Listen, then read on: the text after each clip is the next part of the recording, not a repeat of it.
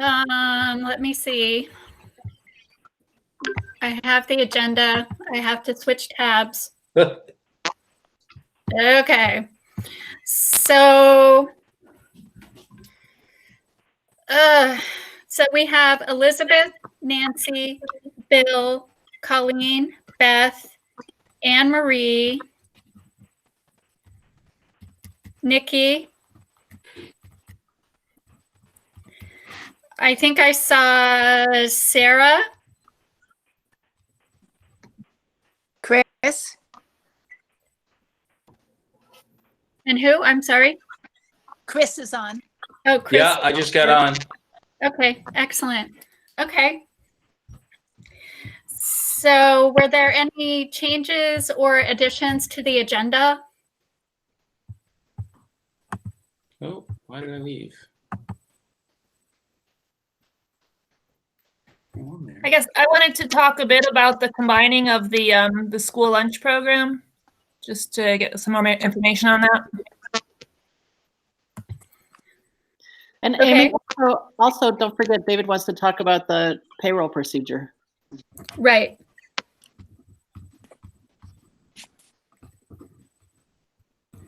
Okie dokie. So let me see.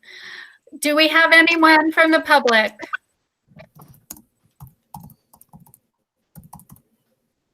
Hearing none, I will move on. I will take a motion to approve the minutes from March 23rd. I move to approve the minutes. And who is I? Anne Redmond. Okay. Nikki will second. Okay, it's been moved and seconded. Are there any corrections, additions, clarifications necessary?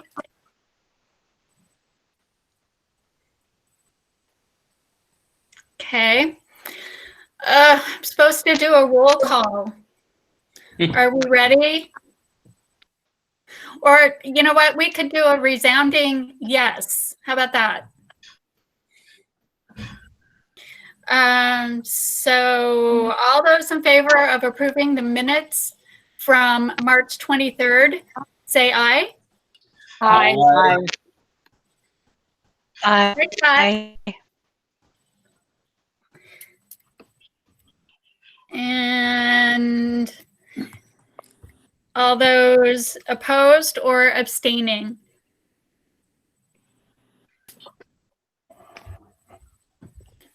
Okay, so they have been approved. Let's see, moving on to discussion and action items. We have an update of our stay home, stay safe. What we're doing to keep ourselves home and safe and keeping all of our kids fed. So David, do you want to talk? Yeah, I'll start, and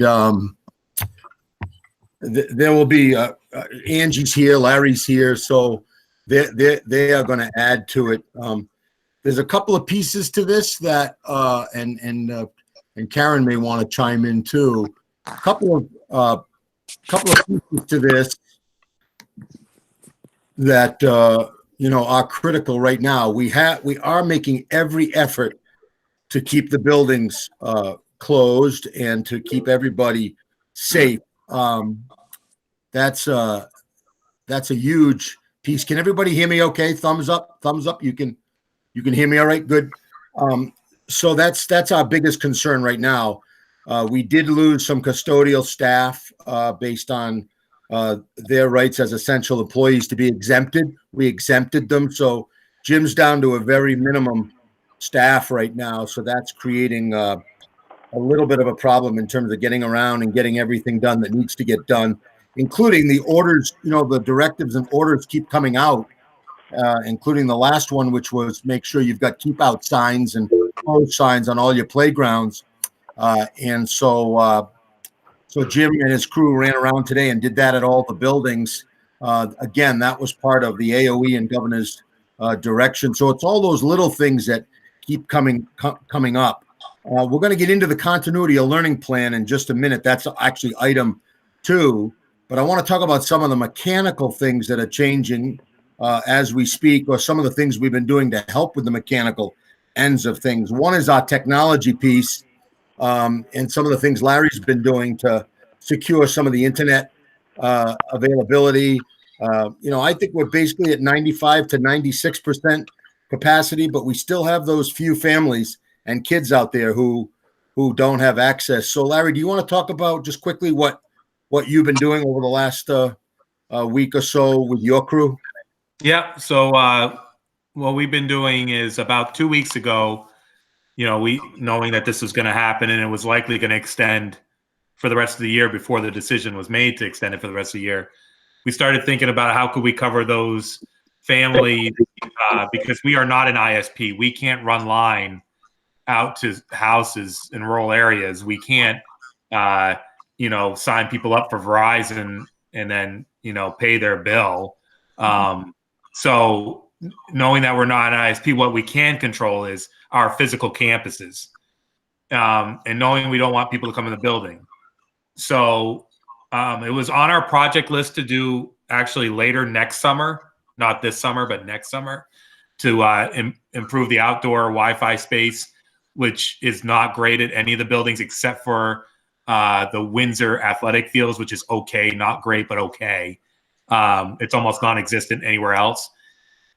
And what we did was, and a lot of the credit goes out to Mike Walker because he's been the one doing the work every day.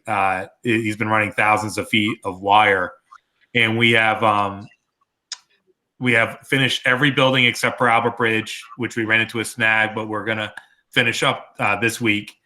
And we have the access points, which are sitting right in front of me in 2 huge boxes on my table at my house.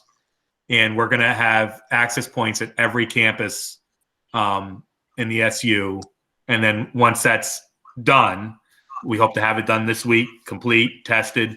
Then we'll email all the parents in the SU that these exist. It'll be good, strong, fast internet access using our pipe, but they just won't be in the building. So to give you a heads up on where they're going to be, at Albert Bridge, they're going to be right in the center of the building as you drive up. So that kind of U driveway, it'll be right outside roughly Jennifer's office, if you know where that is. So it'll be right at the center of the building. Heartland, it'll be, as you're coming up Heartland, it'll be in that back parking lot where there's picnic tables by the playground, where that big faculty parking lot is on the right of Heartland down the back. At Windsor, it'll be on State Street side, right outside the playground, and then it'll be on the Ascutney side, street side, where there's the outdoor classroom and that U-shaped turn, what we call it up top. There'll be nothing down below on the backside, per Jim's instructions. And then Weathersfield, it's going to be, if you're facing the building, on the right, back towards the greenhouse where there's picnic tables for Weathersfield. So eventually there will be 10 access points up and running across all our campuses where families can go and get free Wi-Fi, fast, convenient. I know it's not going to solve every issue.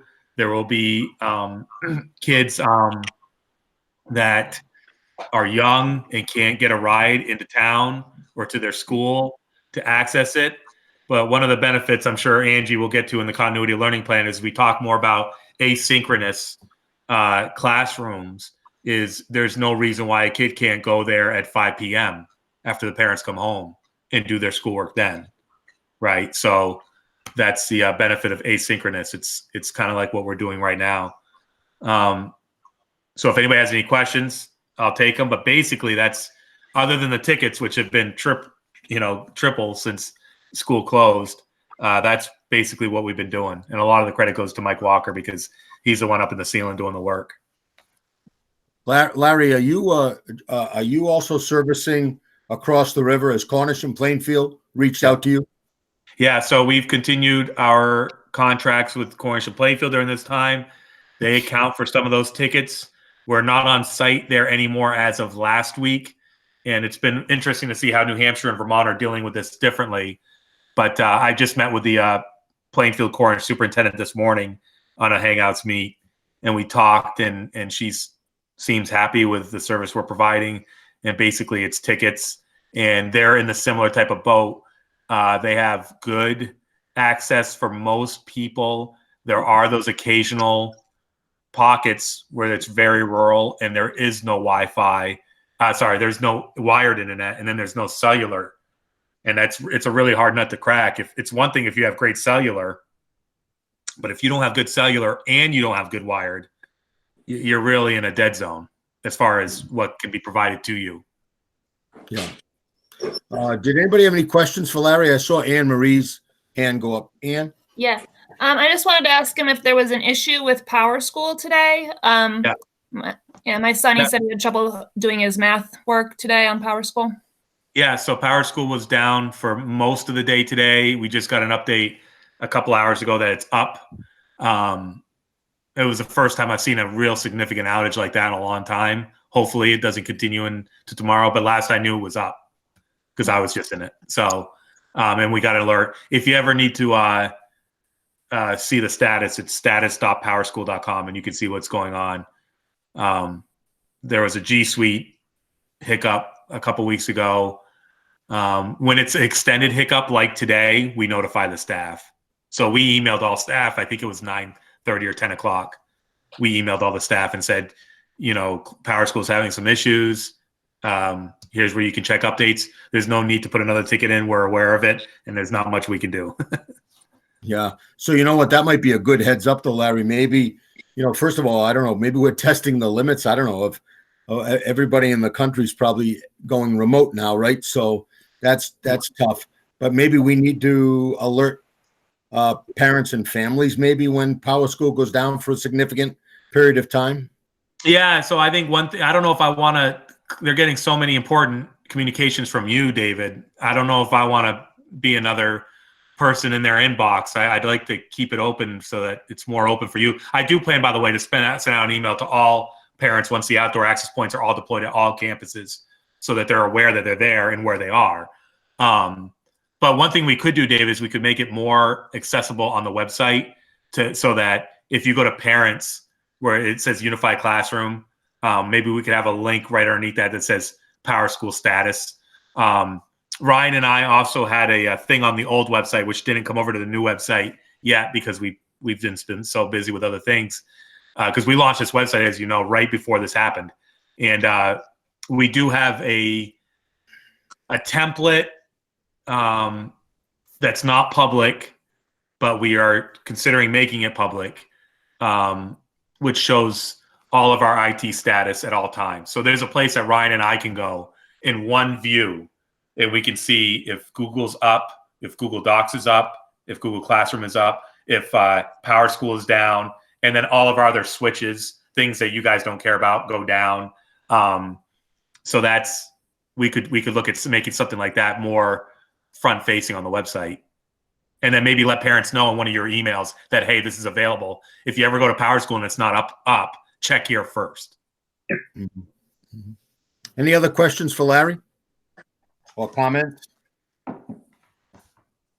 Okay, that's great. So let's move into that's a good segue maybe into food service because that's important. We've got some changes coming up after April vacation. This is what Anne Marie was talking about. So for the last couple of weeks, and I think I might have given a heads up in email form, certainly to the parents on the line. We've been talking about this in our communication home to parents. But for several reasons, and I'll go over those reasons right here tonight, just because it has become a little bit controversial with a few of our staff members. We are going to be centralizing the food service operation in Windsor. So the rationale for that, and I'll try to give you the reasons as best I can. One was due to the fact that we have limited custodial capabilities, and we really want to do a good job of sanitizing the facilities and both in the kitchen area and in the food prep area. And right now, Jim only has one custodian at Heartland and one custodian at Weathersfield. And again, it's working, but as we get deeper into this COVID crisis, people get sick. You just kind of worry about that a lot. So Jim felt that he would do a much better job keeping one area clean and scrubbed than he would 3 areas. So that was one. The second one was we want to get as many buildings absolutely closed as we can get closed, because again, when you've got activity in 3 buildings, then you've got sort of that idea of contact in 3 buildings, and it's just a matter of managing that social contact in light of that some of the governor's directives around safety. And we have every day we get a new directive. Today we had to make sure that people had masks, right? And we're wearing masks, and we're having to provide those. The bus company has helped too, because the bus company has gloves and masks on the bus, so that's a good safety feature. The other reason was we are ordering some new packaging equipment, which basically keeps the food much better sanitized. It certainly also looks a little better, and it's a little better presentation style. But to do that, we had to get some machinery and also order some of this quote unquote plastic wrap. I don't know all the technology behind it, but we were able to lease the machine temporarily. We'll probably keep the machine if it works well. We may end up buying more than one of these or investing in more than one of these. But we felt that that way all those supplies could get shipped to one place, and we'd only have to get one machine and not 3 machines to be able to do this better packaging of the food that's getting delivered. Better to provide even hot meals. Craig is very much on trying to deliver some hot meals. I think he's tried that a couple of times in Weathersfield and Heartland, but he wants to keep doing that. Another reason was around equity and parity. What we found, and this won't surprise anybody, but what we found was the quality of food going out of Heartland and Weathersfield was far superior than the quality of food going out of Windsor. Nobody's fault. One's a corporation dealing with a bottom line, and one has a passion and commitment to farm to table and making sure that all product is fresh and all product is delivered in a timely and inviting and healthy manner. And we were serving 240 kids at Weathersfield. We were serving almost 200 kids at Heartland, and those are our 2 elementary schools in a distance. And we were serving between Albert Bridge and Windsor less than 140 kids out of 525. And the feedback sometimes from parents, and this is the case with the summer lunch program too, is it is about quality. People aren't going to rush out to get food if they don't like the quality of the food. So we knew that we had to sooner than later move cafe services out of the operation and be able to have Craig take over the operation, and much easier, obviously, to do that in a centralized location, because Craig's one person and it's hard for him to get around to all 3 locations. So what happened? We negotiated an exit strategy with Cafe Services. As of this Friday, they will be done with the Mount Ascutney School District, and Craig will be taking over the operation of all 3 kitchens and all 3 places. And I think we'll have a much better quality. It'll be more efficient. And I think in the end, it will provide a higher number of kids who are accessing those meals. And last but not least, because we spent some time discussing this, we could have moved everything to to Heartland. We could have moved everything to Weathersfield, but it was important because of the way we drew up the summer lunch contract with Child Nutrition. It was important to stay in Windsor because the base in Windsor and the way that the poverty spreads out in that area has been what has allowed us to now serve all kids in all 4 towns without having to do free and reduced lunch applications. So now we don't even have to keep a roster. We're just basically delivering that food. Had we moved that operation to any one of the other buildings, we would have been in trouble. I see Bill's doing his yoga back there, which is good. I like that. So anyhow, those were the reasons. I tell you, it was not an easy decision. There was a lot mechanically to do with it. I had to seek some legal advice about how to exit with cafe services without costing us, 60, 70 grand. And luckily our attorneys helped us with that. And we've got a good severance deal with them, and it's going to, it was going to happen anyway. Now it's just happening a little bit sooner. I was in touch with Mike Gaudette, and I said, Mike, what's this going to do for your bus drivers? Is the pickup at Windsor okay? And Mike said, not a problem. My drivers are just happy to be working. They would rather work than not work, because if they don't work, we can't pay them. So there was no problem with the transportation. Talked with Craig. Craig said with bringing on Grady, who was part-time, bringing Grady on full-time, and bringing on the new assistant food service director, Rodney Claro. You haven't met Rodney yet, but he's got the same passion that Craig has. And he's going to start a little early. He's going to start right. He might even be starting during the vacation, if not right after the vacation. And we are hoping, and so far Craig thinks it looks good, that both Heather, who is running the operation at Wethersfield, and Emily, who's running the operation at Heartland, they will both come to Windsor. And again, everybody wanted to stay in their home school. Everybody liked the way it was going, but it was just a decision that Craig and the administrative team and myself and Jim felt we had to make. So I think it's going to work. Will we have some snags? We might have some snags. We'll certainly maintain all safety precautions. It will be a few more people gathering there. Quite frankly, not a lot more people. The kitchen staff right now is 2 in both places. Craig goes out and helps Emily, and Grady has been helping Heather a bit in Wethersfield. So it'll probably go from 2 to 4 people in the kitchen. We might even be able to rotate those kitchen workers to give them a little bit of a break if we're centralized. And the volunteers, same thing. We'll be able to rotate those volunteers. We were very blessed with a whole host of volunteers. We reached out to Jill Lord, who's handling this emergency management team in Windsor, and they have a cadre of volunteers.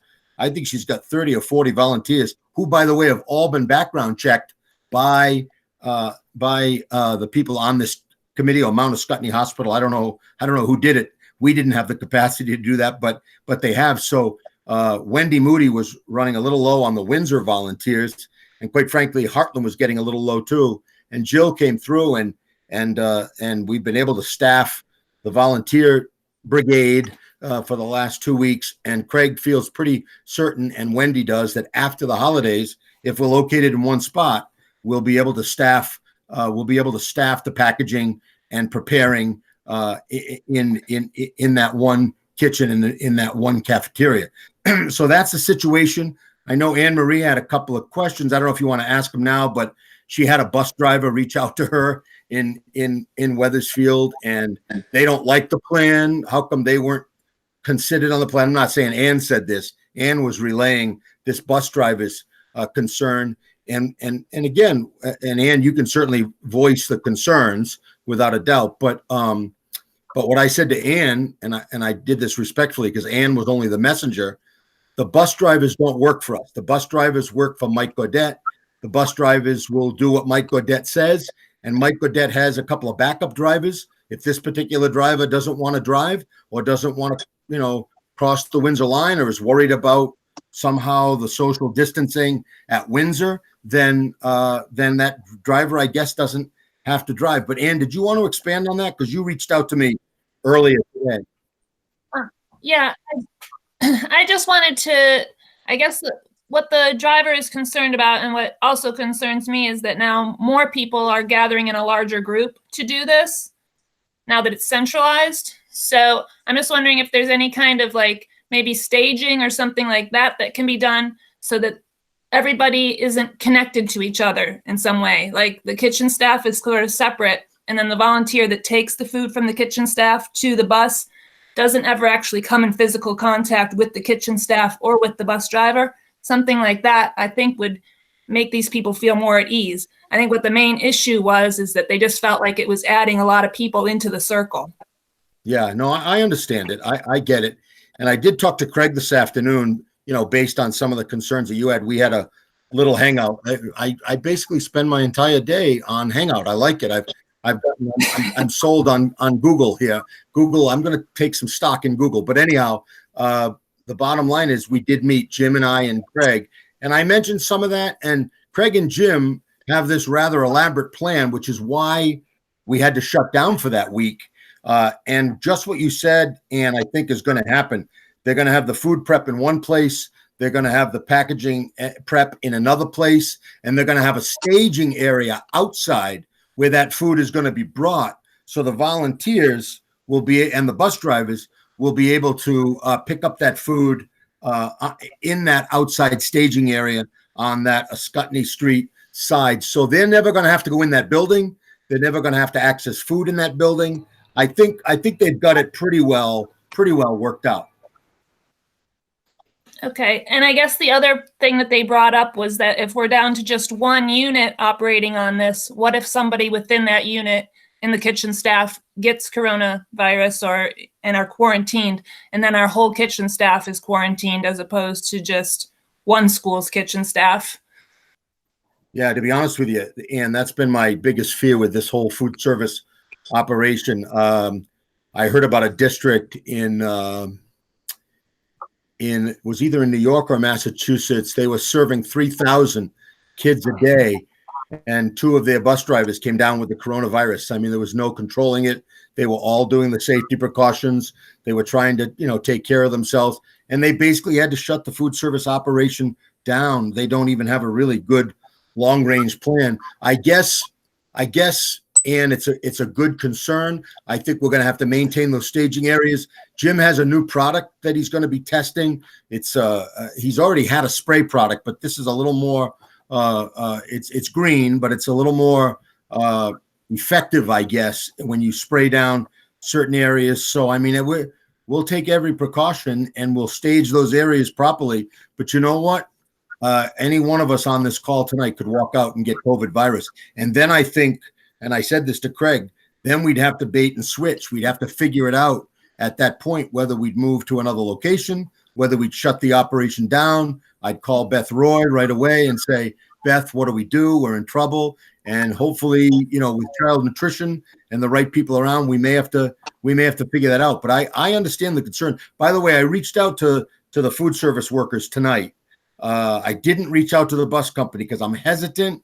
I am going to reach out to Mike again and just say, Mike, I hear you've got 1 or 2 drivers that are nervous about this. And Mike's pretty good with them. I think in the end, they'll come around. They're going to have the least contact with the food production and with the food production people. But I did reach out to those our staff members at Heartland and our staff members at Wethersfield. And I sent them an email explaining the rationale and just asking them to join us. I said, if they really feel uncomfortable, they don't have to. Craig feels he's got enough people to do what he's got to do without Emily and without Heather, but he really likes Heather, and Heather's become a real leader in that kitchen at Wethersfield. So I hope we don't lose them, but sometimes you've got to make decisions and you got to do what you got to do. And quite frankly, I don't know, by the time April vacation gets here and we get to the middle of April vacation, these governor orders and directives come daily across, maybe it may be that the state might say, let's shut down for a couple of weeks this whole food service operation, because quite frankly, it's one of the places where we've got some social contact, right? And we're staying away, we're using the gloves, we're using the masks. But I'll tell you, I wake up in the middle of the night and I worry about our bus drivers. I worry about our food service workers. I worry about Craig, because Craig's down there interfacing with all of these people, and he's a hero and he does what he's got to do. But it really, it scares me. And I don't know. Maybe we won't open after April upon state directive. But right now, this is a brave crew. The volunteers are a brave crew, and we think we can make this work. And we're serving almost 600 kids a day, and I think we can probably do 200 to 300 better than that. In the next couple of weeks. I really believe that. I think Craig's going to zip up that quality at Windsor, and I think it's going to work out for everybody. The last thing, did anybody have any other questions on that food service operation? So David, this is Beth. I'll just put my 2 cents in on food service, of course. But I will say, like, the School Nutrition Association of Vermont is, on this as a, professional group. And I think one thing that we can do as a supervisory union is already start getting into contact with our neighbor supervisory unions. So to see what we could do around staff sharing. So if something happens, because my guess is everyone's in the same boat. And so if there's things that we can do, and I know there's contracts and there's union and all that kind of stuff, but if we can start talking about it now, that might really help if something does happen with that. So that would be something worth kind of investigating. The other thing that we could really urge families to do around the social distancing, instead of standing at the bus stop and waiting for your lunch, is to be able to put out coolers with families' names on them. And so if we can put out coolers with families' names on them and they just are left there and the family can come and get them whenever they really want, that would probably be significantly safer than, handing food off and things. So if we can urge families to do that, that would probably be fantastic. Yeah, those are great ideas. And I think on a couple of our runs, they're already doing some of that cooler Yes, stuff. they are. But They are. Are they, Nancy? Yeah. So I think but I think that's a great idea. Maybe we need to broaden that scale, because we are in that peak. We're heading toward that peak, right?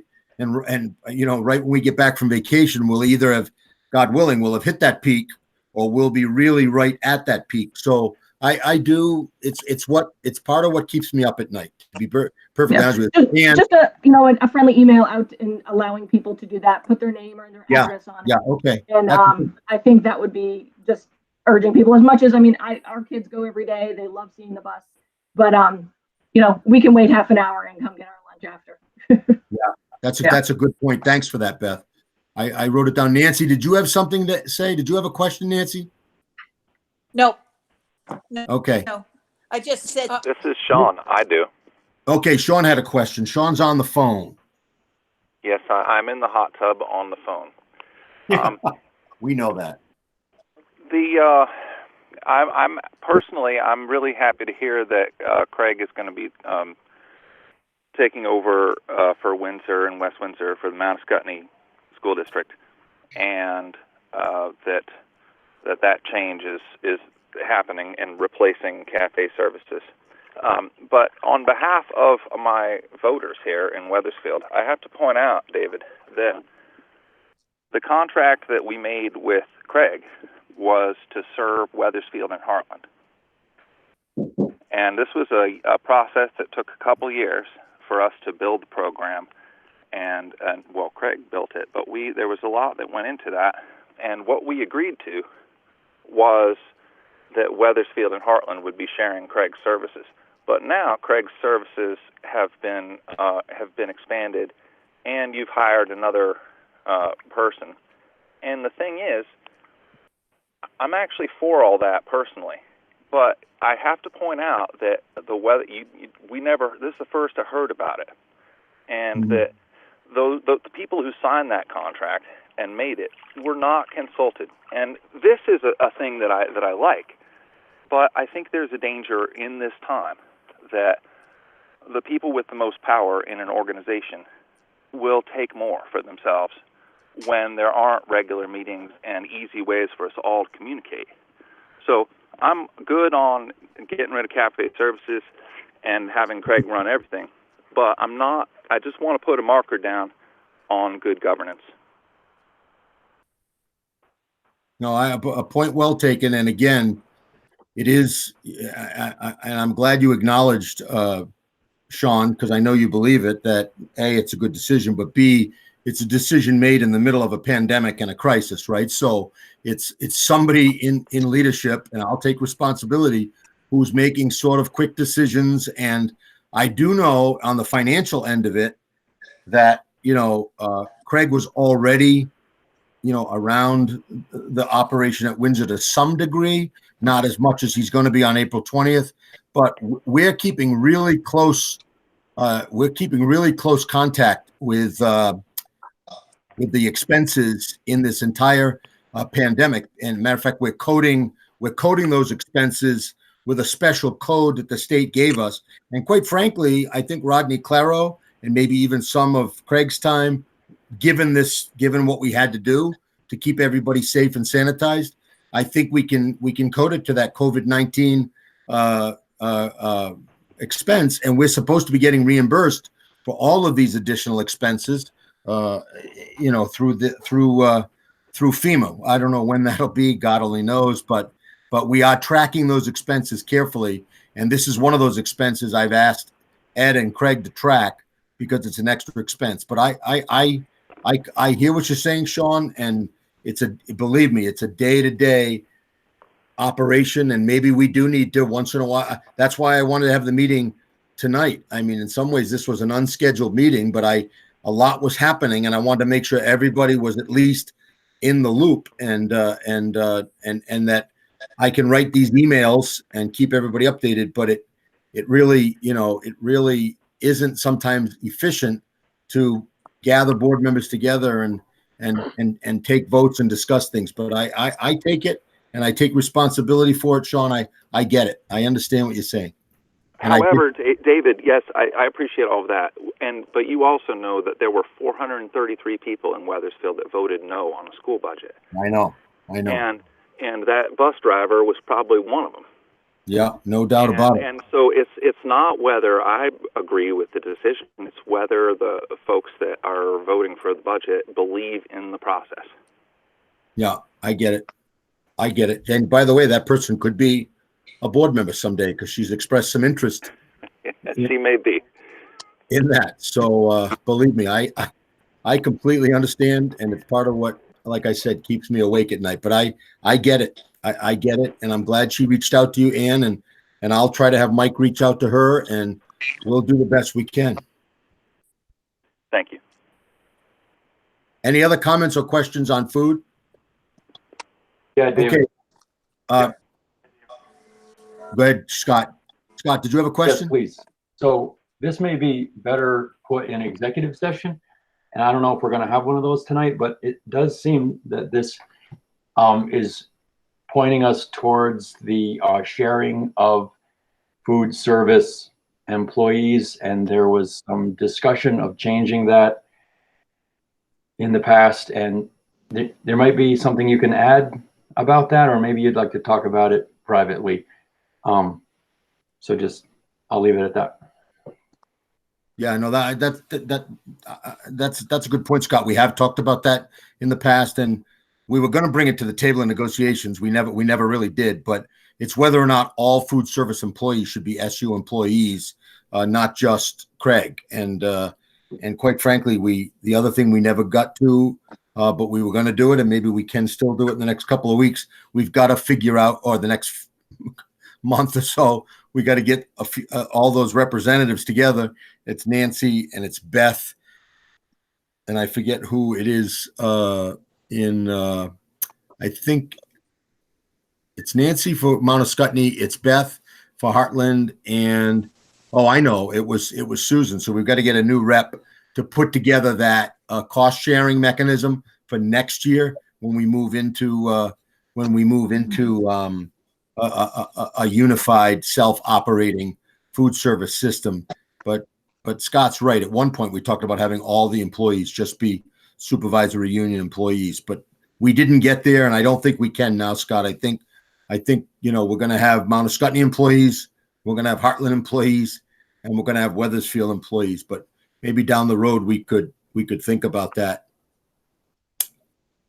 Anything else? Moving the whole service to one school right now. I mean, the plan that you just described to us, I mean, that it really brings it front and center.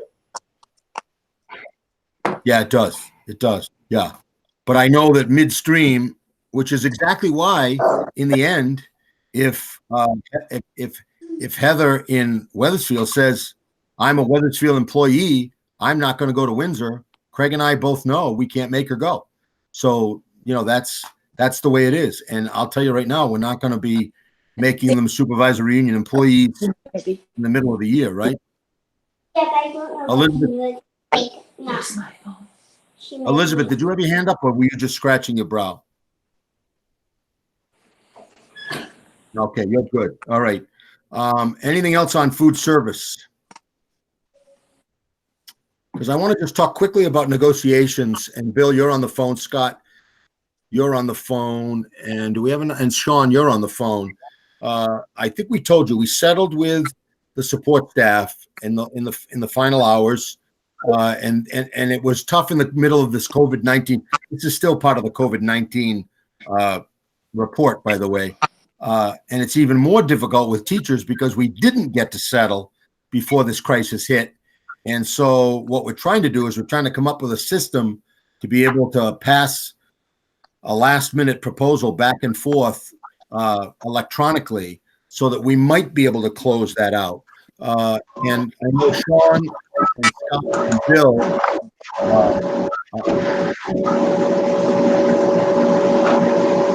they might have their mic on. I'm having issues with my mic. Okay, that might be it. But now you're muted, so that's good. That might have been your mic, Bill. But anyhow, we're going to try this. We're going to try to settle with teachers. If not, then the teachers will get a letter of intent. That's the way we've always done it. Then we would negotiate a settlement. My problem with that is we aren't even guaranteed that we're going to be out of social restrictions in June or July. I mean, we don't know how long some modicum of these social restrictions will continue. So it might be that teachers will get a contract at this year's rate, which is why I think they'd like to get back to the table and they'd like to try to settle something. But I want you to know that Sean and Scott and Bill and I are on it, and Diana and Kim on the teacher side, Kim Brink Johnson, are on it, and we'll keep you posted. Bill, did you have a comment about that or no? I did, but we've passed over a couple subjects. I was having mic issues, and I tried to jump in. All I really wanted to mention was that we did bring up the whole food service being district employees, and we got a lot of pushback because of this being new, and Heartland and Weathersfield feeling very much at home with their employees. So I think at one point, David, we talked about that was not a move that we were ready to make. Yeah, I agree. We backed off it as soon as I think we might have gotten it on the table, but I know we backed off on it. Scott's point, I think, is this is an example of where something like that, as you said, Scott, it brings it to the forefront pretty much when you have sort of some control or over the resources across a broader area, and I think that makes it a good point. So, any questions on negotiations? We'll keep you posted on that. Karen, I didn't know if you wanted to give a quick COVID-19 update on special education and access to services. Do you want to talk a little bit about a couple of things that have been going on there? Yep, sure. First, I just wanted to say it's not easy for the kids and parents when you have IEPs trying to deliver them virtually and by phone. But we had a head start. Katie's meeting on a regular basis with the building teams. I'm covering 7 or 8 out-of-district locations.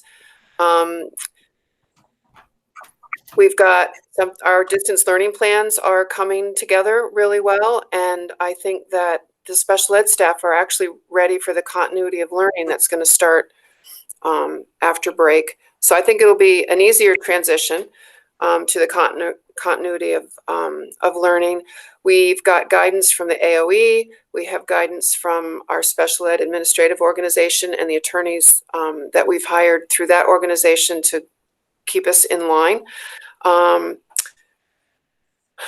I'm trying to think if there's anything else except to say that we're doing the best we can. We're doing speech language virtually, OT and PT consultation, lessons virtually. We have a couple kids that have switched over to things like Khan Academy to keep them going. And Katie could add if she has stuff that she wants to talk about in the building. I'd like to say the outside programs have been pretty on top of it. I've got 3-ring binders with their distance learning plans, and now we're figuring out how we're going to monitor everything in a way that keeps the kind of data that the AOE is going to be looking for. Yeah, I think Karen and Katie have been doing a great job. But it's going to get stepped up a little bit in the continuity of learning plan, but I don't think that much really, because they're already reaching out on a very regular basis to access these students. And we still get the emails, not many, but 1 or 2 every now and then that, I can't do this. I don't know how you did it every day. I know my child had a one-on-one and I need somebody up here at least 2 hours a day to help me. And we just can't do it right now. And Karen and Katie are doing the best they can to provide the services as they're being directed by several agencies. And as Karen said, the lawyer. Any questions for Karen or what's going on with those services? Any questions? Sean Whalen here. Hey, I just wanted Go ahead, to thank Sean. Karen for sounds like that team was well suited and well prepared for this, and I know I've got a kid who's receiving services, and I just appreciate how well they turned the corner. I will let everybody know that. Thanks. Yeah, thanks, Sean. Ditto from me. The service. Yeah, Nancy says ditto. We'll Yeah, pass that yeah. on to teachers. Thank you. Yeah, no doubt. That's it on my COVID-19 list. But we've got the continuity of learning plan. Amy, you tell me if you're ready to jump there, if there are no other questions, because Angie's probably going to take most of that on tonight and talk to us about what that's going to look like. Amy, are you ready to move to that part of the agenda? Sure, that sounds good. Okay, so Angie's been working hard with the staff, the administrative team, the Agency of Education directives that come out about every 2 hours to try to figure out what it's going to look like after April vacation, and what it means, what it really is going to mean. Actually, because of the great job our folks have done, it's not going to mean a huge leap, but there is going to be some leap. And Angie, do you want to just tell us a little bit about what that plan entails? That, by the way, is due. What does it do on Wednesday? On Wednesday, yes. Yeah.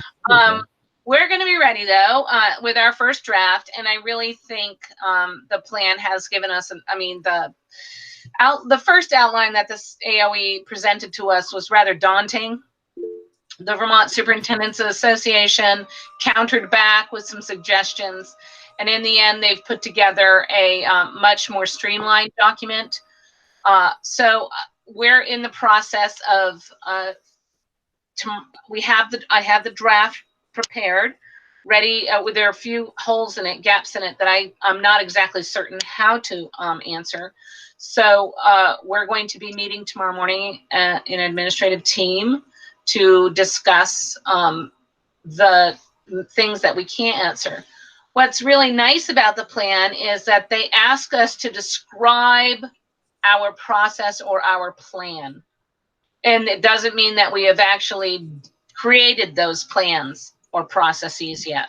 So what I did was on Friday, I sent out a survey to staff to get a baseline of what they've been doing during maintenance of learning, so that I could get an understanding on how often they are having face-to-face or synchronous time with students, how often they're teaching, what kinds of, how much contact they're expecting, and those kinds of things, the kinds of tools they're using, what do they think are their professional development needs, what things they're interested in learning.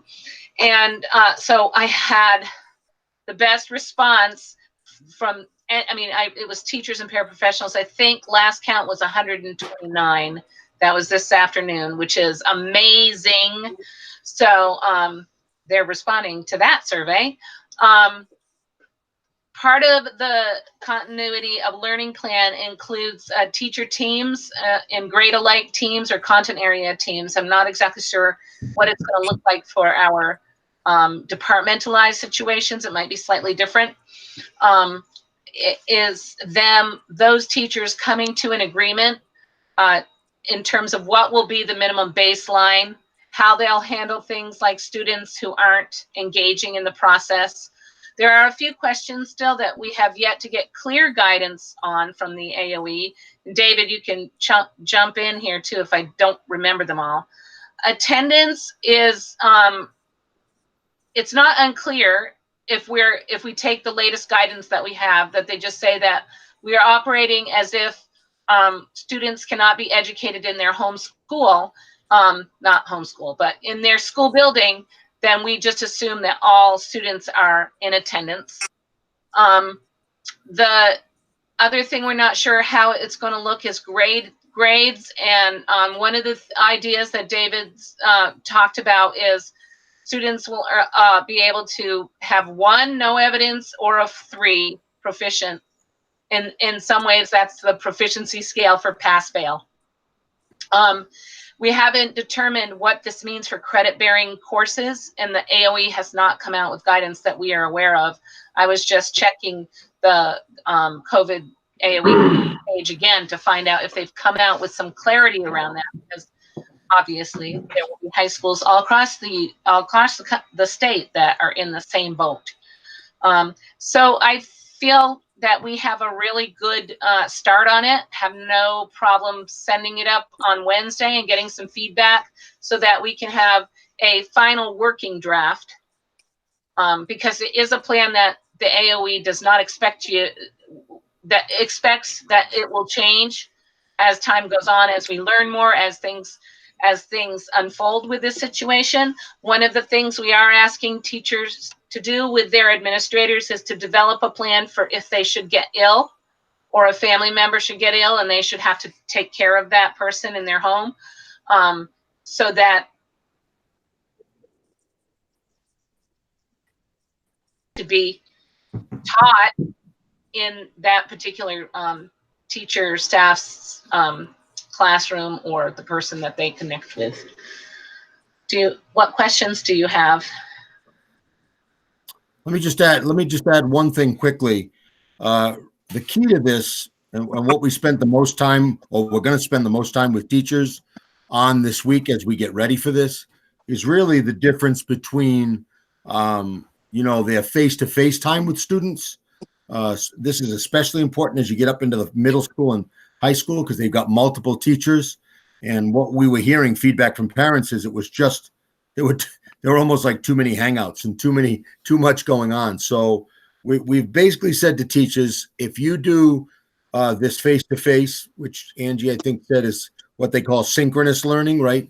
Face-to-face once a week, and you kind of just touch base with your kids. You might break your class into 3 groups, so you might do it all at once.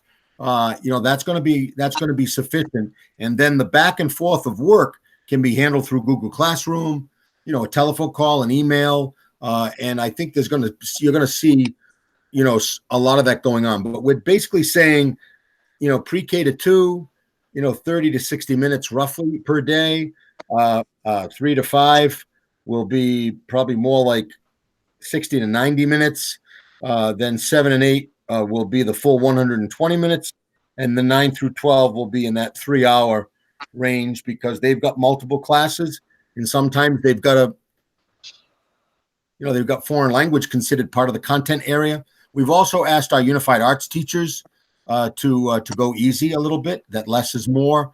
Just provide some enriching activities, exploratory activities, nothing that's going to get graded, nothing that's going to get evaluated or judged, but kind of like a PE teacher saying, here are 3 workouts you can play with this, or here are 2 games, try one this week. Let me know how it went. Just keeping it really simple.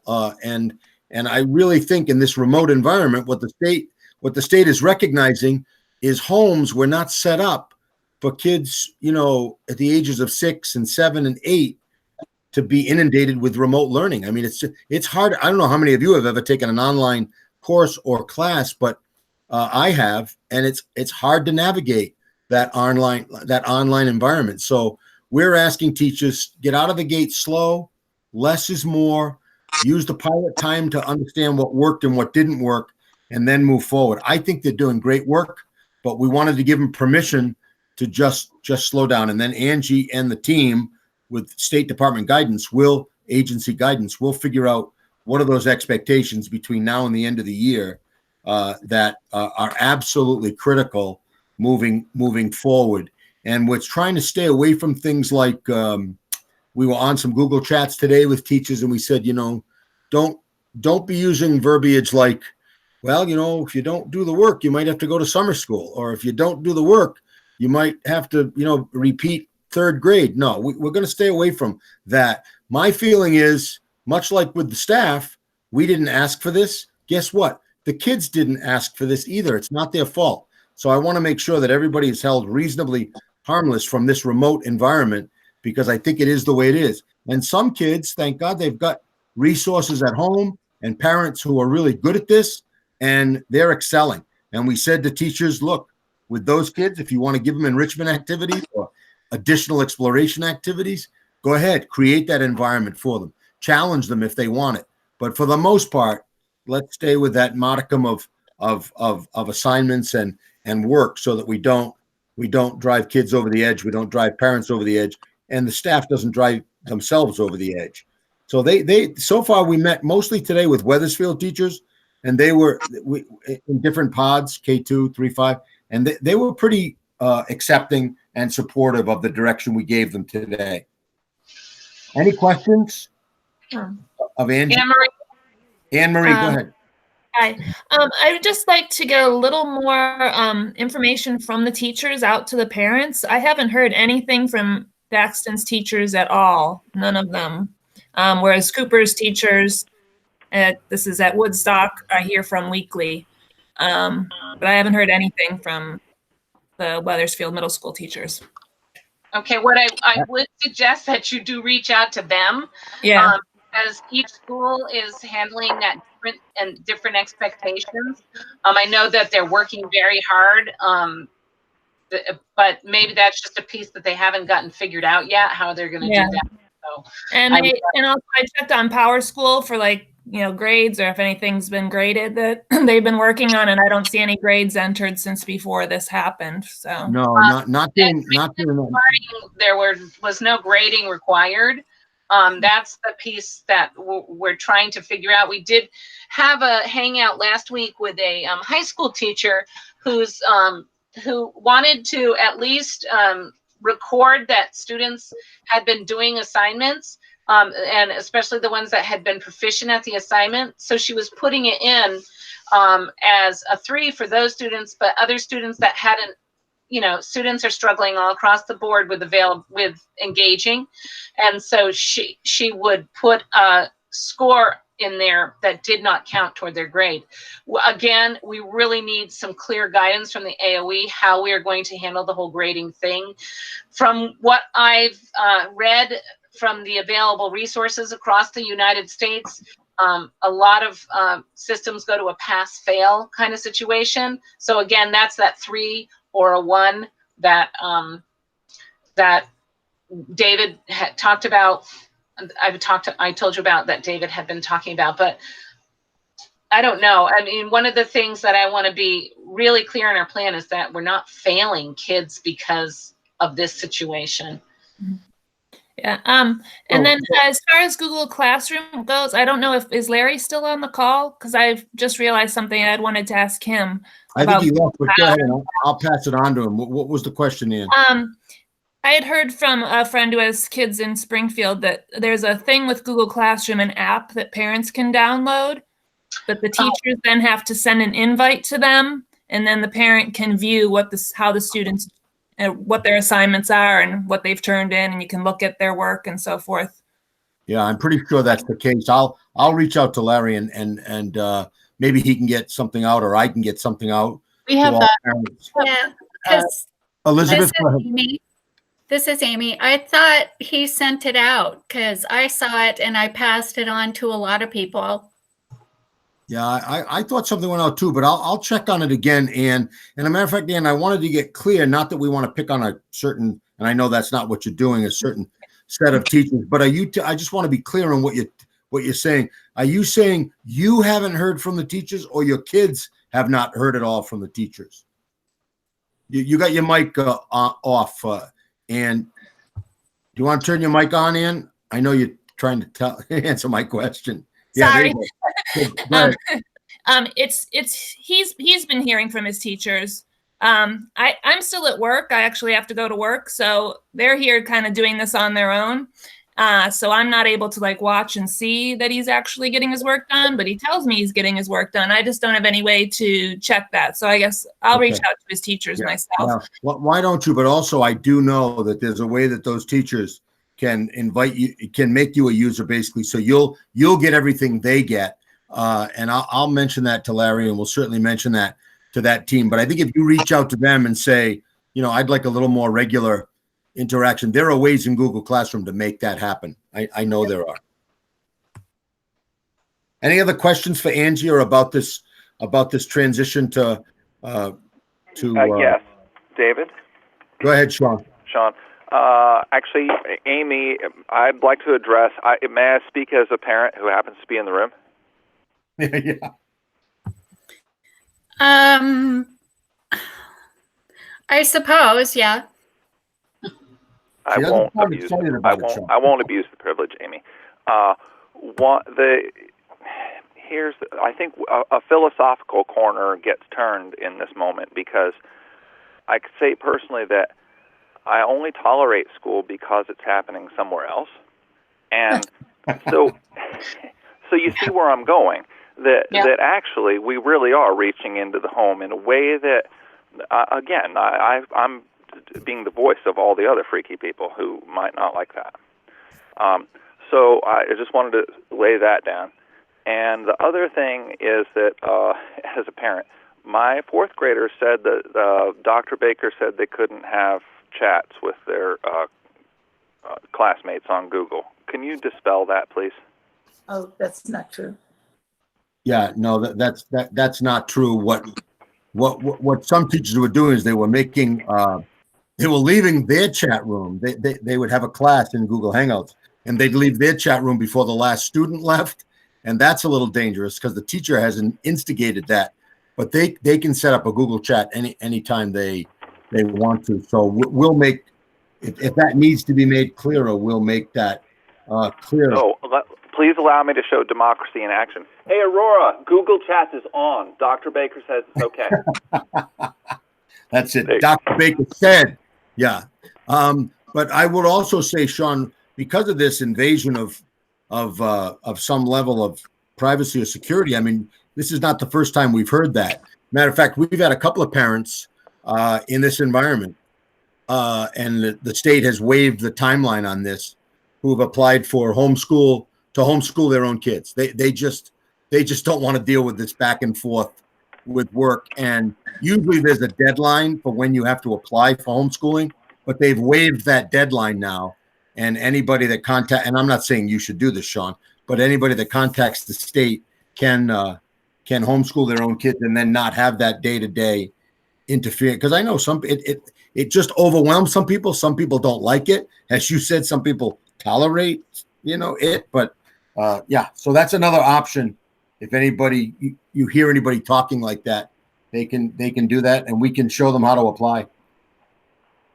Well, I'll talk to the chair of our school board. In fact, I'm going to put him on right now. Yeah, good. There you go. Thank you, Amy. I think we're done unless anybody has any other questions, and then we can talk about the payroll issue, or if anybody else has any other items before the body. How about we move into the payroll? Okay, so I sent everybody an email that has that. I'm so afraid if I share my screen, I'll lose you all. But essentially, does everybody have that document I shared with you? Did you download it or? No. Yeah. It's very short. I can read it to you if you want me to. Thank you. And I think I sent a motion that will cover Yeah, this. would you entertain a motion? We Amy? would It's going to take 16 minutes to download. And on the lower light. Yes. Just make sure that my iPad doesn't. Yeah, unfortunately, I don't have that motion in front of me. Yeah, Does I someone? do. I'll be happy to make it. Sean's That got would it. be wonderful. Thank you, Sean. Happy to do it. I move that during the COVID-19 closure of schools in the Windsor Southeast Supervisory Union, all employees shall be paid and receive benefits as if our schools were open. Is there a second? I'll second that. Thank you, Nikki. So I'm going to take a roll call on that.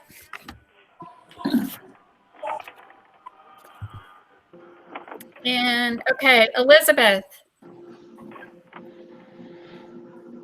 Aye. Oh, I'm sorry. Was there any more discussion on it? Sorry. And I'm going to turn my mic off so people can say, yeah, I want to talk about it. Yeah, Scott will talk about that. I mean, our community is large and there's people suffering who are not anywhere near coming close to being, quote, whole. Not now. They're not looking at being whole for weeks, months. This is going to make a huge dent in people's home finances. I will not be voting for this motion.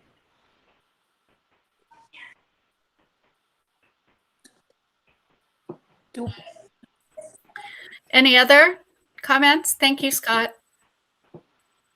Am I wrong? Did I hear the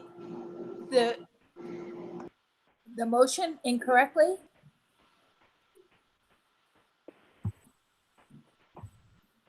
The motion is that we will continue to pay all of our teachers and staff as if our buildings were still open and our classes were meeting in those buildings. That is during the clause is during the COVID-19 closure of schools. Correct. Which our schools are closed until June. Well, through the end of the year, so.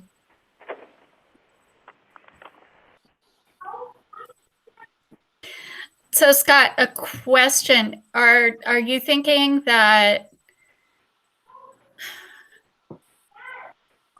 you would not be voting for this because it's treating this particular group of people different than what some of our community members are facing?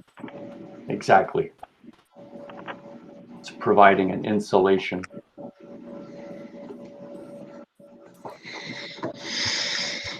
Okay, I understand. David, a question to you. This is Nikki. I agree with the motion. I'm just wondering, and I guess part of my agreement is that I'm under the assumption that there are very few employees who are not working right now. My assumption is that almost all of them. Do you have an idea of how many employees aren't working right now? I would say of our 200 plus employees, we've probably, and these are mostly custodians, we've exempted probably about 10 of those. Everybody else is pretty much working in some capacity.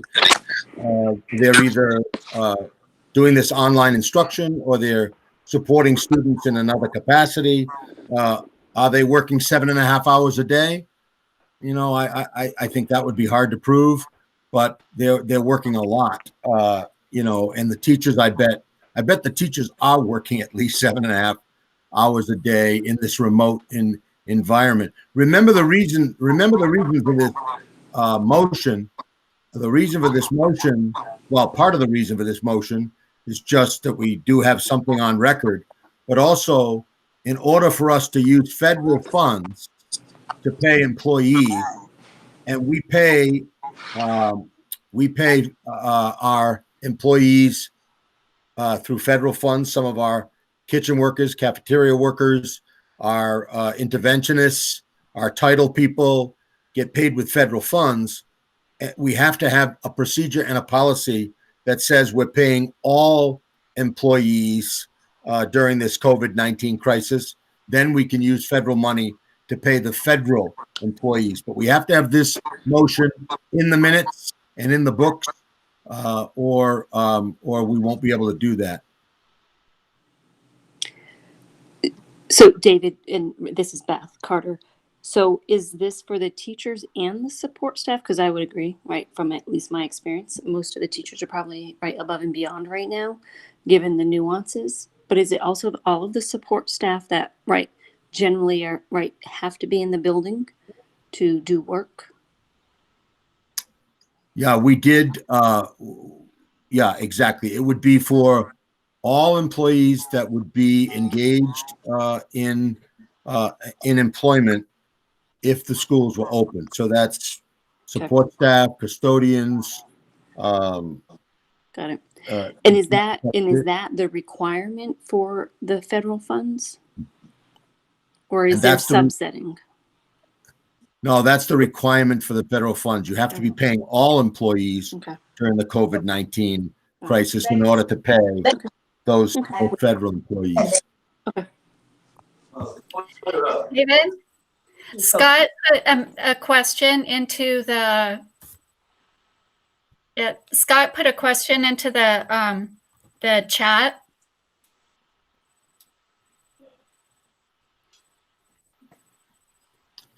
Oh, okay. The question is, let me make sure my mic is on. Yeah, my mic is on. Yeah, the question Scott wrote into the chat, we can all see it. If not, I'll read it to you. Scott said, David, have you asked Pietro Lynn, that's our attorney, about crisis negotiating and payments? The simple answer to that is no. And I'm not sure what you mean by crisis negotiations. Were you talking about negotiating a different level of pay during this COVID-19 crisis? Yeah, what I'm wondering is if there's going to be some statewide directive that's going to help schools handle exactly what we're attempting to handle with this motion. And if we have language like this passed at a local level, would it interfere with what I just said?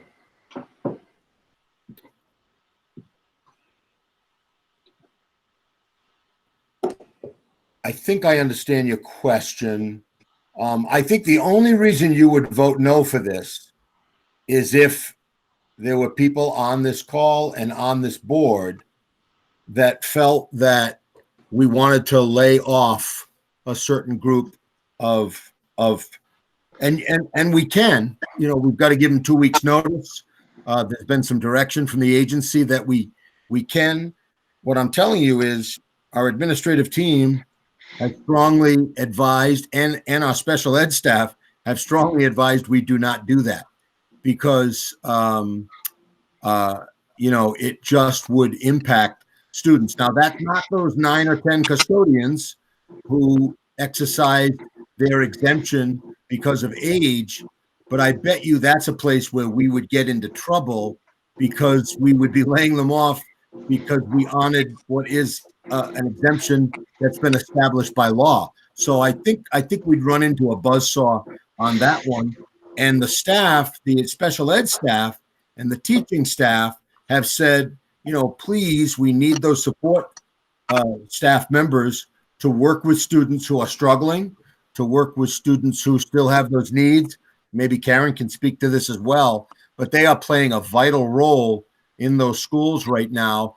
So, because I'll tell you, I had the same thought at one point that Scott had. Well, this might be an opportunity to maybe, look at the seniority list and save a little bit of money and lay off, 10 or 15 people. And I floated that balloon at the administrative team meeting, and it wasn't one of my best meetings with the building principals and with the special ed staff, because I think it would put a real kink in the plan. Karen, did you want to contact a comment on what support staff are doing?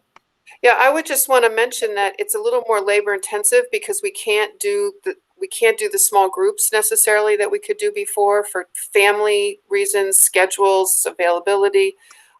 It's more one-on-one work, and we're also going to have to document all our contacts with kids, and we have to try to live up to the IEPs or the amended IEPs that we develop. So I would have to say we're not sure quite yet how much capacity we're going to need, and I think it'd be premature.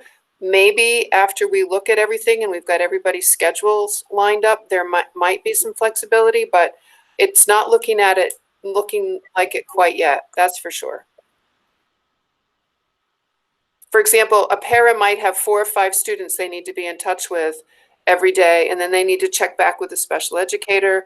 They may need to document. They still have Medicaid paperwork to do as allowable, et cetera, et cetera.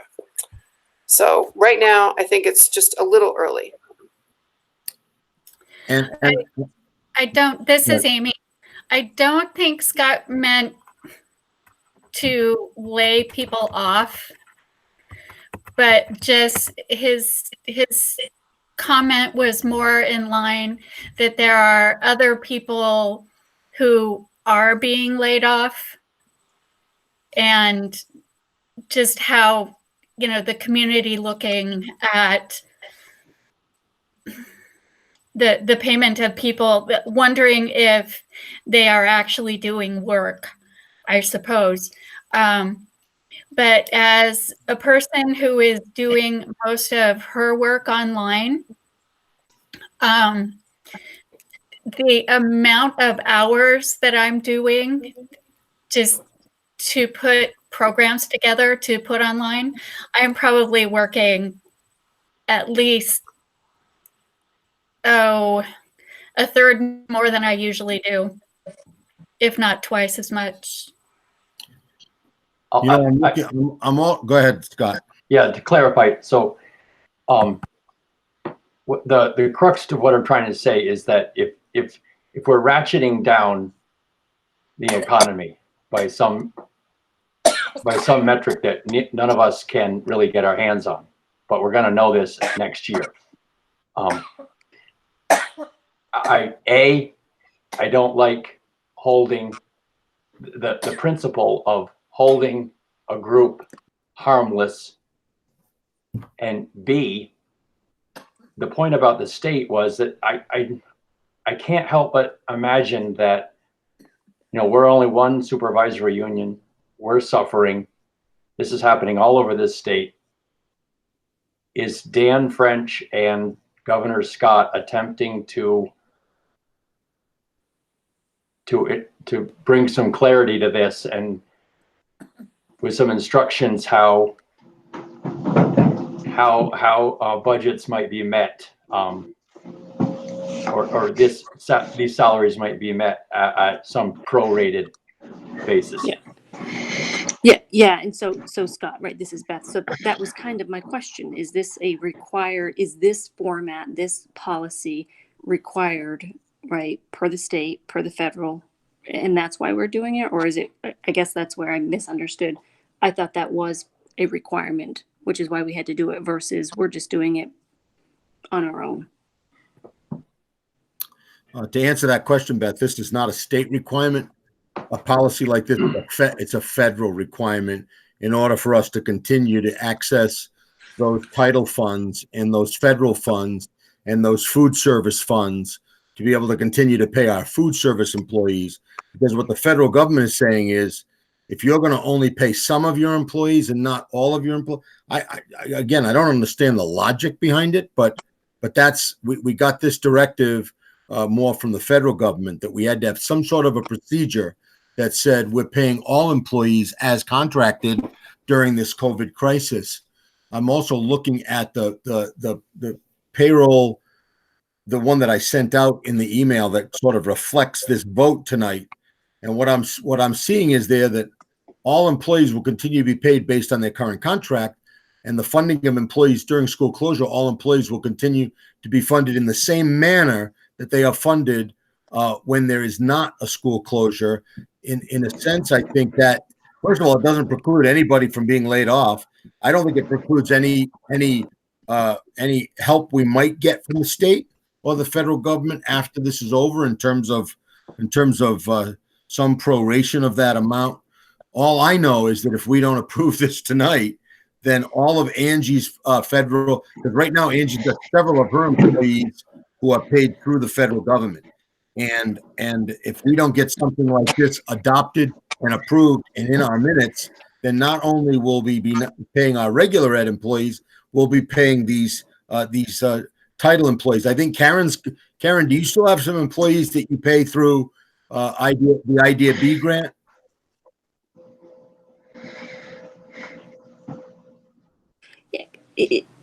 I think Karen does. So that's Yeah, maybe, yeah. So maybe, David, maybe that's the way to word this one until, and again, I don't know, maybe that's the way to word this one to cover those people, because we're waiting for the state to do something differently. No? No, David. I don't know. David, this is Bill. Go ahead. Go ahead, Bill. I've read just about everything from the governor because it's part of my job.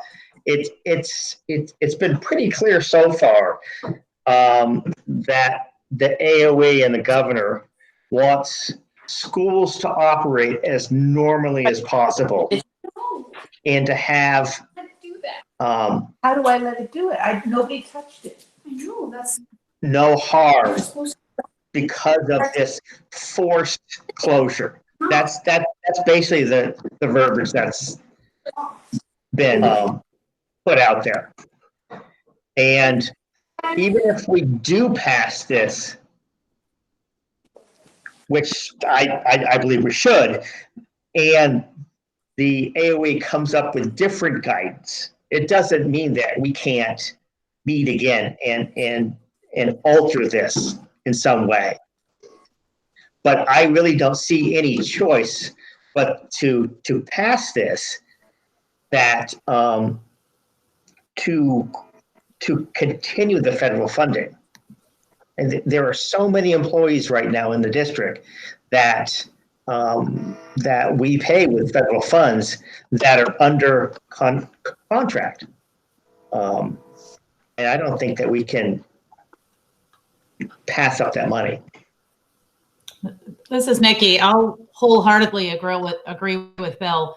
And I think, you know, we can move quickly and call together another meeting anytime if the governor says, okay, for the entire state, I'm saying that this covers all of us. I can, as a small business person, I think the intent of the federal government requiring us to do this is that the federal government wants to keep as many people on the payroll as possible. And so for small businesses, they are just giving away money to small businesses if they will say that they will not cut any employees. So this, to me, goes along the exact same lines as what they're doing with the small businesses, is saying, we're requiring you to keep these people. And this is essentially, by passing this, this is the federal government's economic incentive to keep people employed and keep money flowing.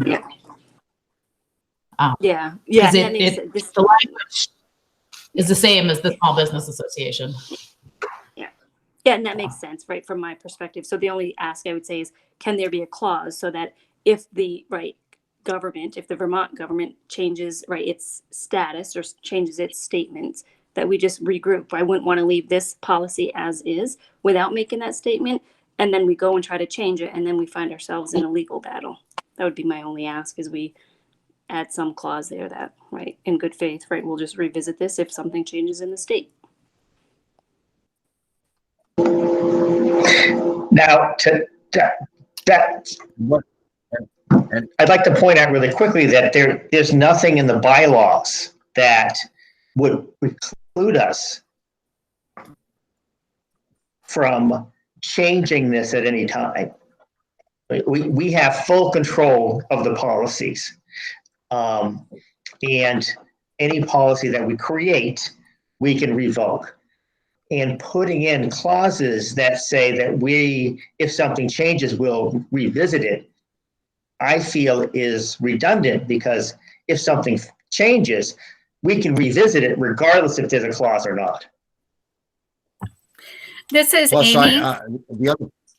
Go ahead, Amy.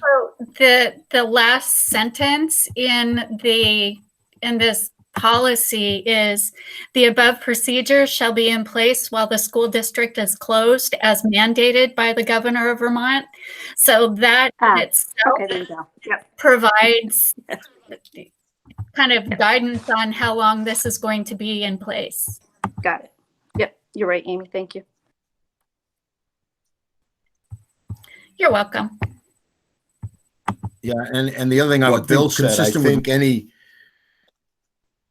verbiage that gives this sort of a tentative look, I think that, because what's going to happen tomorrow and the next day, somewhere in the next couple of days, is Deanna Crowell in our business office has to, I don't even remember who she's got to send it to, but she's got to send this to somebody at the federal, maybe it's the AOE, who then forwards it on to the feds, because then we get categorized in a different way. And I thought, Nikki, that was an excellent way to describe it. I bet this probably is the federal government's encouragement to keep as many people employed as possible, and they're only going to support your federal employees at that same level if you are paying everybody else. And my guess is it is sort of a similar incentive.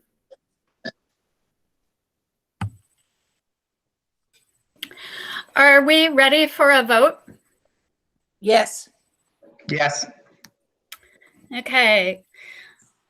Sean?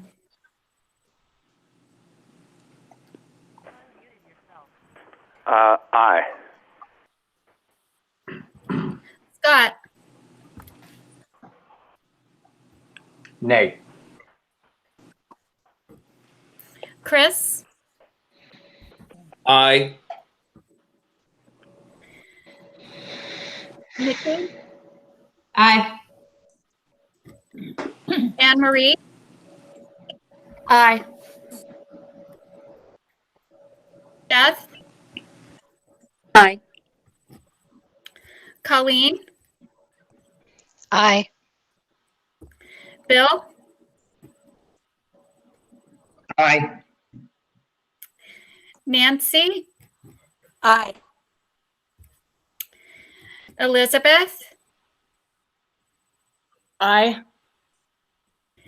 And I think I saw that Mark is on.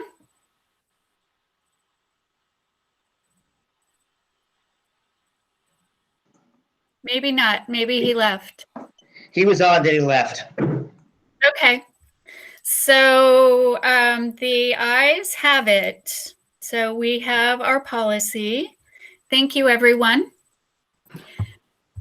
And of course, at our next meeting, this will probably be more topic for discussion. So let's see, payroll procedure. There was another, no, there wasn't anything added. So how about we start with Heartland about how things are going? Go to around the SU. As far as I know, Heartland's doing well. I've been staying on the side and not getting involved and letting Christine work with David. So I'm not quite as in the loop as I usually am. But as far as I know, no big issues, and everybody is still loving the food that's coming through. So that's where we are. Excellent. Thank you. How about Wethersfield? Hi, I've just unmuted. I was relieved to hear that Nikki hadn't been too involved, because neither have I. And as far I have the same report as Nikki, that the food service has been the main function that we've been aware of, and that's all I know. How about you, Ann? Yeah, other than the thing about the food service combining, I haven't heard anything negative from anybody. Only positive stuff about the rest of the busing of food around and everything like that. Some parents complain occasionally about too much work being sent home, or whatever. But I haven't heard too much of that lately. I think that was more in the first week.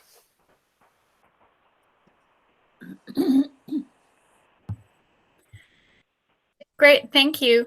I'll give just a little bit on Mount Ascutney School District, at least from the Windsor side of things. The teachers, middle school, as well as some of the elementary kids, teachers, what they're posting on Facebook is some of the activities that they're having the kids participate in.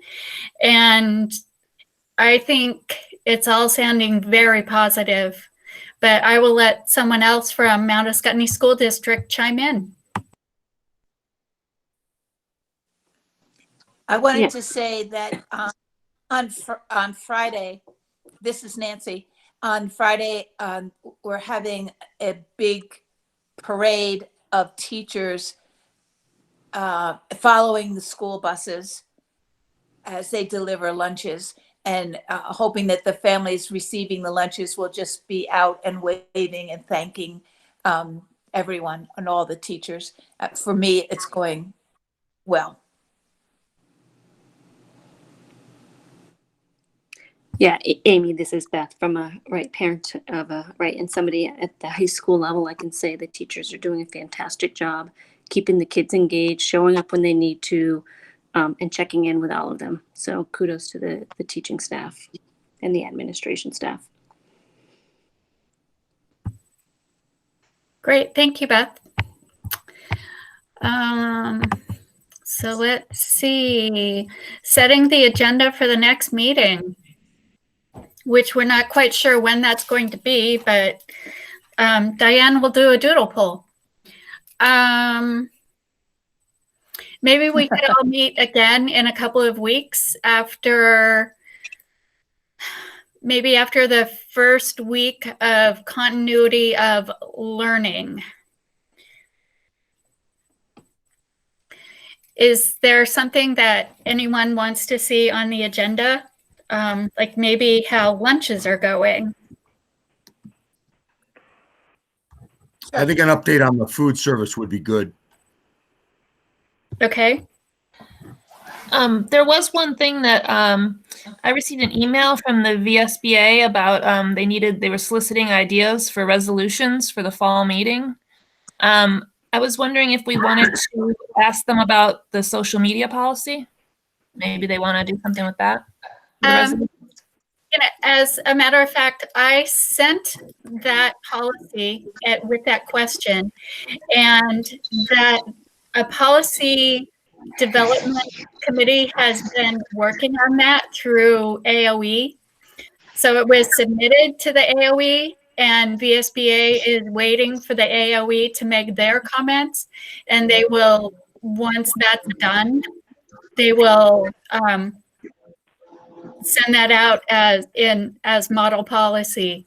So that's been something on the minds of AOE as well as VSBA. I think if we're going to meet in a couple weeks, we might want to just be prepared to discuss negotiations, and it may end up to be just sort of a quick summary. I just received a counter proposal from the teacher staff, or a actual proposal So David, at some point, I think we should set up a meeting between Scott, Sean, myself, and you. Yeah, good idea. Yeah, we'll do that soon.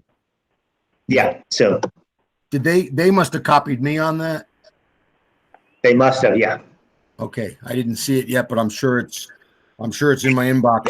So we'll forward that to Scott and Sean, and then we'll set up a meeting here in the next couple of days. Might have to be more of a late afternoon meeting though, if that's okay with everybody. Yeah. Yeah, and what the other thing we'll need to do,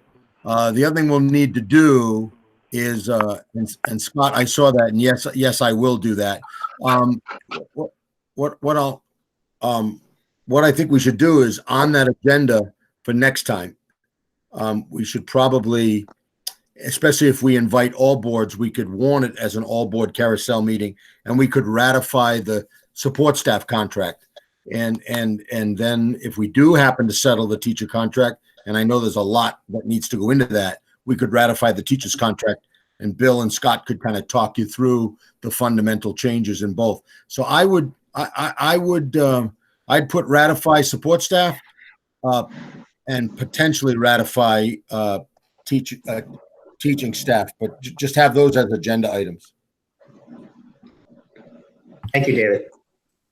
Sounds good. Also, another just update on the social media policy information. VSBA is meeting this Wednesday, so I will have an opportunity to get an update on where that stands with AOE. When I asked the question to VSBA, I stated that we realize there's a ton of stuff going on, and this has kind of been back burner for a while. But with everyone being online and some of the really crazy, wild stuff that's happened, with meetings being hacked and, some pretty nasty stuff going on, I think it could become on the front burner. So I will make sure to ask the status of, what people are thinking.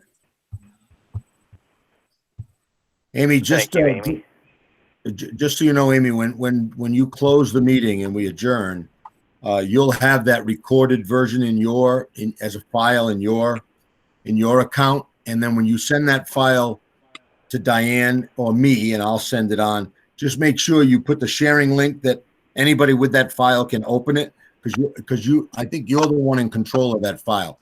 Now, because I set up the meeting, it might come to me, but I think it may come to you. But you and I'll just communicate about that, tomorrow once the meeting's over, because we do have to get this meeting posted up on the website. It's one of the requirements of not having a place for, and just to review for all of us, next week is vacation week. But on Monday night, Mount Escutney board meeting is set to meet on the 13th. And we'll do that as a recorded mobile meeting. And Weathersfield meets on the 14th. We'll get that agenda out, and we'll send out calendar invites to everybody on that meeting. And then I just looked, it looks like the week after that on Monday, the 20th is Heartland. And then the week after that on the 27th would be the regular SU board meeting. We may need that, we may not need that, but I like the idea of getting together in a couple of weeks. Amy? Sean Yes. here. Uh-huh. Before we leave, two things. One is that I just want to re-emphasize that concern about governance, and that we're in a parlous situation here with not being able to meet face-to-face and not being in regular communication. So I'm kind of wary going forward of us of it spinning out of our control, so-called. And we need to keep an eye on that. And the second thing is that I don't want to lose track of what Scott is saying, that the vote went one way, but Scott's raised some considerations for us about the school existing within the context of our whole community, and that if it becomes too separate, that's a problem too. So I just want to lay a marker on Scott's objections to that vote because I think they're valid. Thank you, Sean. I agree. And I think if we all meet, all of us together more often than not, then that will help kind of keep us all in the loop in terms of governance and knowing what's happening. And in as far as the people being paid, in the past, my concern, like with contracts and raises and such, I've often been concerned with people being paid kind of on the same line of how people are being paid in the community, you know, that no one is making more, and also the fact that with contracts and health benefits that very few people in regular employment have the health benefits that education staff have. But in this instance, it's a matter of keeping people employed and being paid, not being paid in any extravagant manner per se, but just also having, because these people are part of our community, we need to support them. And it's a really fine line, and I completely understand Scott's point as well as yours. So thank you for listening. Amen. So without further, I move that we adjourn. thank you very much. Is there a second? Second. Thank you, everyone, for coming to this meeting. And I think I saw a dog, and, you know, it's fun to see the insides of everyone's homes. So have fun, stay healthy, and keep in touch. Thank you, Amy. Yep. Bye-bye. Thank you, everybody. Bye.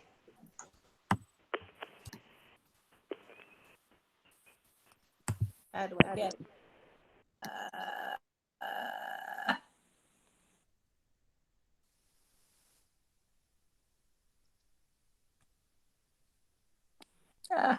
How do I leave?